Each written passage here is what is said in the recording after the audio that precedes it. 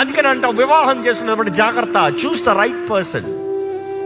అందంగా ఉందా, డబ్బులు ఉన్నాయా, ఉద్యోగం, ఇది కాదు, క్యారెక్టర్ చూడు.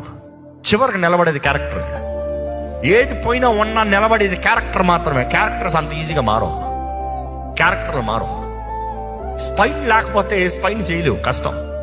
స్పైన్ రిపేర్ అయినా రిపేర్ చేయొచ్చు, పాడైనా కూడా రిపేర్ చేయొచ్చేమో, కానీ స్పైనే లేకపోతే స్పైన్ లేవు. అర్థమవుతుందా? Be careful what kind of people that you choose. Be very careful what kind of people that you marry.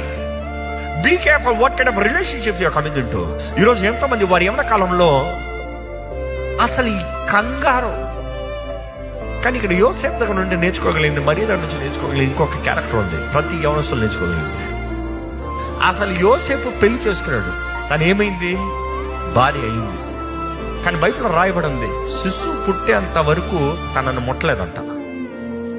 శిశువు పుట్టేంత వరకు తన ముట్టలే, వేరే చూపుతో చూడలేదంట. Is it possible? ఒక స్త్రీని మొదటిసారి చూస్తున్నాం.